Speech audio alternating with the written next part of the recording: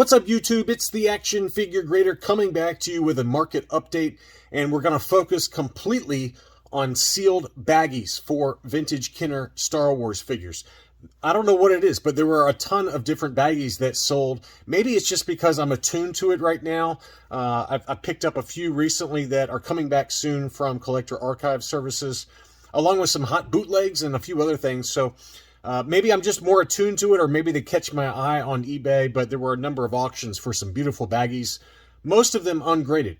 And obviously AFA is closed down right now for loose graded figures, but anecdotally, someone mentioned that they spoke with Marcy over at AFA at the latest ICCC. And this was last month, obviously at the end of the month. And apparently AFA is coming back with loose grading in the next couple of months. So that will include baggies. For those of you that have baggies or collect baggies and like to grade them like I do, AFA is coming back with that service. Hopefully, this is all anecdotally. There's no way to know for sure when, but they're saying within the next couple of months they're going to have loose grading open back up at AFA. And obviously you can still send them into Collector Archive Services or UKG, but just wanted to pass that bit of information along. But I found a number of different buy it now situations that were really good deals on some of them, as well as some auctions. So I want to dig in. The first one, this seller had some incredible deals on some sealed baggies, and they're all sold now, of course, but I was super tempted to buy this one. This seller had 3 different baggies for the Made in Hong Kong Luke Hoth. All 3 of them sold very quickly, and I can understand why. They were $115 with $7 shipping. That's a pretty good buy. That's a pretty good deal for a sealed Luke Hoth baggie, and I would love to pick one up, but I held back. I held strong. I don't want to spend any money right now, but that was a great deal. I mean, usually in an auction, I've seen these usually go $175 to $200 pretty easily. So same seller also had 3 different baggies for, he labeled it Chief Chirpa, but obviously it's Wicket. And that's another one that can be pretty pricey in a baggie. But it was a tape sealed baggie, as you can see on the back there. But they look super clean. They'd never been played with. I mean, all of these look crisp. And, you know, the writing, that's one thing you got to look out for is holes in the baggie and the writing, what kind of condition the writing's in. But this, I mean, look how clean these were. These are super, super clean condition. So anyway, the Wickets, he had 3 of those for $80 plus $7 shipping. All 3 of those sold very, very quickly. This seller had a Hong Kong Neon Numb baggie. So this is the Made in Hong Kong. And I believe this is a heat sealed baggie. Let me see. Yeah, this is a heat sealed baggie for Neon Numb. Probably came in the mailer that you see on the Return of the Jedi 48 backs. And this one sold for $55 free shipping. I mean, that's a great buy there. Here was another Neon Numb. This was a no COO. Well, he says it's a no COO, but, you know, the baggie says Made in Hong Kong.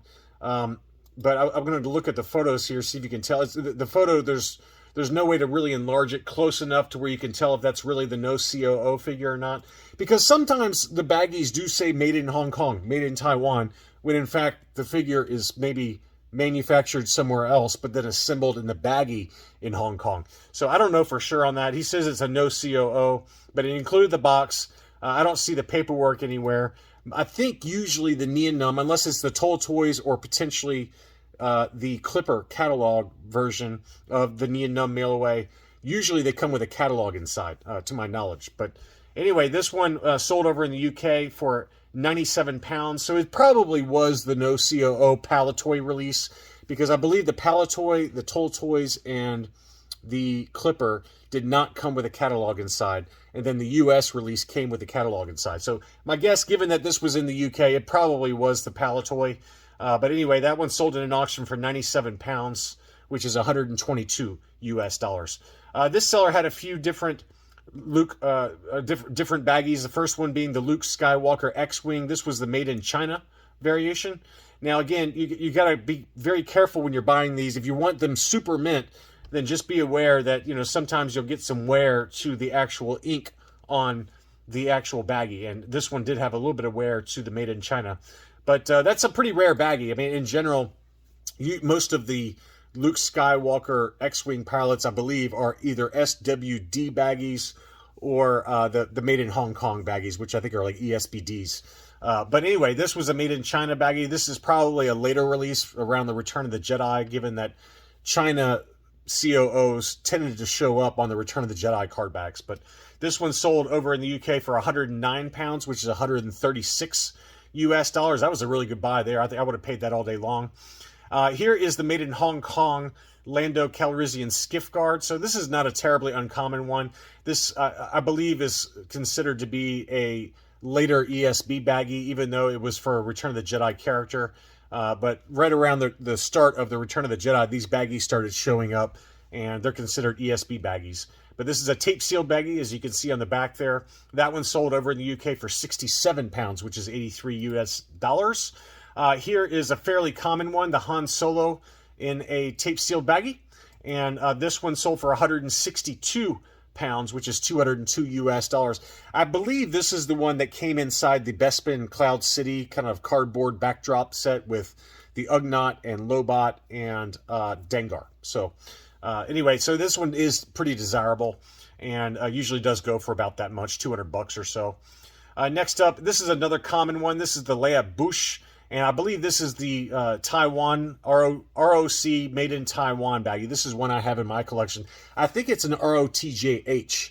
There is also a Return of the Jedi A baggie for the Leia Boush. That's a little bit harder to find in my experience. But usually with the Bush baggies, they have the helmet inside a separate baggie, as you can see with this one. But this is a very common one and not particularly hard to find, and the price reflected that. It sold for 87 pounds, which is about 108 US dollars, but it's still a nice looking baggie there. Next up was a Hong Kong baggie. I believe this is the SWD baggie because it's got the black lettering on the back there, heat sealed baggie. So this is kind of an earlier baggie, and I'm surprised it didn't go higher than this. It sold for 105 pounds, which is 132 US dollars, but that's actually a pretty good buy there for a Darth Vader baggie, especially kind of an SWD baggie, which, you know, usually most SWD baggies are pretty desirable, at least to me they are.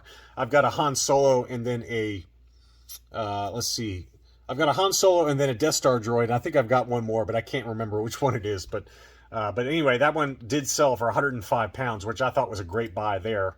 This seller, Villains, is a seller you want to keep an eye out for. I bought my SWD Death Star droid baggie from this seller in an auction, and it was pretty pricey. I'm not going to pretend that it wasn't. It was about 300 bucks ungraded, but that one I just got back from CAS. I'm going to wait to show that one on the channel when some other items get back towards the end of June here. But anyway, this seller does have really nice baggies and very commonly sells them. Always has really nice, crisp, clear photos. But this was the Tebow Ewok mailer baggie, and this one was a good deal. 50 bucks I thought was a great deal for this tape-sealed Tebow. Next up was a Hong Kong Gamorrean Guard baggie. This is a heat-sealed baggie. That one sold for $115. The more expensive Gamorrean Guard baggie is the Lily Letty baggie, made in Mexico. It'll say made in Mexico right on the baggie there. That one can set you back probably 2 to 3 times what this one sold for. So $115 though, took that one home. That was in great condition. Next up was a beautiful condition Biker Scout baggie. This is a tape-sealed baggie for the Hong Kong COO. That one sold for $159.50. And then I've got another data point here in a little while for this exact same baggie that sold for almost the exact same price. But this one was in better shape overall. The lettering on the baggie was in really good shape. But I think that's a really good buy there for a Biker Scout baggie. Here's another SWD baggie for Darth Vader, and that one sold for $177.50. So I mean, that's 2 different data points now that are between 150 and 175 bucks. So it must be fairly common, and people don't really desire it. But to me, I would pay that all day long. I wish I could have bought that one because I think I'm missing this one. I've got an ESB, a Overstock, and then I think I have a Palatoy Darth Vader baggie, but I don't have the SWD baggie. I don't think. I can't remember. This is a tough one. Some of the Empire Strikes Back kind of like Imperial Army figures, they tend to go for big money. And the AT-AT driver, this one sold for $185. That's a pretty expensive one. Another really expensive one is the IG-88. That one can go for $300 to $400 usually. It's very, very tough to find that one. I think it only appeared in the Darth Vader action figure carrying case along with the Bosk and a different Vader baggie. But I think it's very similar kind of lettering to this one here. But the IG-88 is very expensive. That one goes for like $500, $400 to $500. But The AT-AT driver is not that expensive, but it is a little bit more pricey than some of the others we've looked at. That one sold for $185. The Hoth Stormtrooper is another one that's pretty desirable. This one had some fading to the ink on the baggie, so that one kept the price down a little bit. Usually these go for closer to $300, but this one sold for $203.50, and I think that's a pretty good buy, even despite the condition of the baggie. This is probably at best like an 80 grade baggie, maybe a 75 plus, but the Hoth Stormtrooper is another one that can be pretty pricey. Next up is that Biker Scout baggie that I just mentioned. I think it's the same baggie. It may not be. This one looks to be a heat seal baggie, whereas the other one was a tape seal baggie. So it's probably a different baggie, but it sold for right around the same price. This one sold for $151.50 versus the tape seal baggie that sold for about $159. So pretty good buy on that. So, in general, I mean, a lot of people don't collect the baggies, and I don't know why. I mean, I think the baggies are kind of a cool kind of side focus. I don't have a lot of them. I have maybe 20 or so, but they look really cool displayed in like a graded case or however you want to display them. But I just think it's kind of a cool part of the Kenner history, all the mail-aways and multi sets and department store kind of multi packs. So to me, I think they're really cool, but in general, they're not heavily collected by most collectors. But this was another SWD baggie for Han Solo. This is one I do have in my collection, graded by UKG. But this one sold for $212.50. And again, the lettering on this one was not in great shape, but a pretty desirable baggie overall. This, again, is the Hong Kong COO for the large head Han. And then the same one for Obi-Wan Kenobi. This is the gray-haired Obi-Wan in the SWD baggie, and this one sold for $214 for Obi-Wan Kenobi. Next up, we had a mail-away Boba Fett mailer, still sealed, with the Made in Hong Kong. So this is the SWD baggie, along with a note to consumers, just mentioning that, hey, sorry, but we had to take away the spring action kind of rocket firing mechanism that was planned for the Boba Fett based on the Battlestar Galactica part that got some kid choked on one. So they got rid of the rocket firing mechanism, and that's what that note to consumers says. Now this one's missing the catalog and the box. Obviously the box is the big draw for the Boba Fett mail away. Just the box alone can probably go for $800 is my guess. But this baggie, along with a note to consumers, sold for $430. I thought that was a pretty good buy on that. Next up is a Made in China baggie for the Han Solo Hoth. And I think this is a good example of what I was talking about earlier, because I don't think there is a China COO Han Hoth. There's a no COO.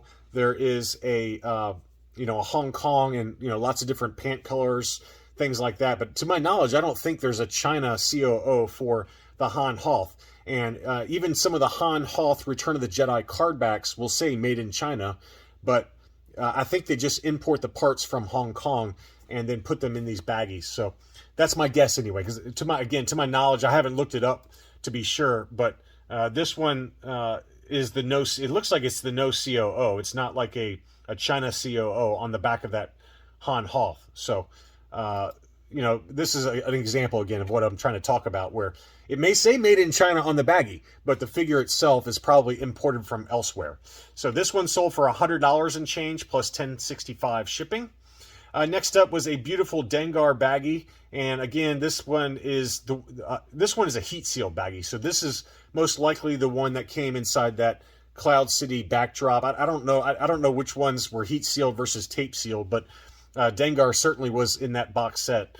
And this one was in great shape. It was listed for $175. I think I received an offer for $160, and it sold very quickly after that one. So I thought that was a good price, though. At that point, I had on my watch list. I was thinking about it because I wouldn't mind having a baggy Dengar for my collection. But again, I'm just trying not to buy anything right now. So I've been really good, though. I haven't bought an action figure since the Tri-Logo Boosh, and that was almost 2 months ago. So I've been pretty good. I've been pretty good so far.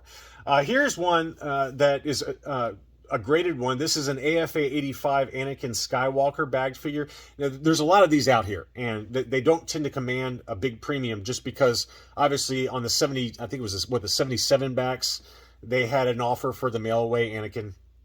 And even in a high grade like this, It's an AFA 85 with an archival case. They just don't sell for that much money just because they're so plentiful. But this is a tape sealed baggie, and that one sold for $117.50 in an auction, 12 bids plus $11.90 shipping. That's a pretty good price, though, given that a loose graded Anakin can sell for more than this price. So I thought that was a really good buy there. And shout out again to Todd B for the beautiful AFA 85 Anakin that he sent me as a gift for hosting some folks during ICCC this past May. So I appreciate that, Todd. That was really kind of you.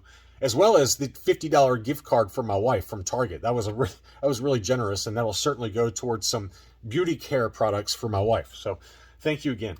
And then finally, here is an AFA 80 Plus Nikto baggie. That one sold for $96. I mean, it probably costs you, what, 55 or 60 bucks to grade a baggie once you factor in shipping and everything. So to get this one in an AFA 80 Plus archival case from AFA for a Nikto baggie for 96 bucks plus 12 bucks shipping, I thought that was a pretty good price as well. So anyway, I know there are not a lot of you out there that collect these baggies, but I did want to put together this baggie video since there were so many different data points that sold here recently. Thanks so much for watching, and I'll be back soon.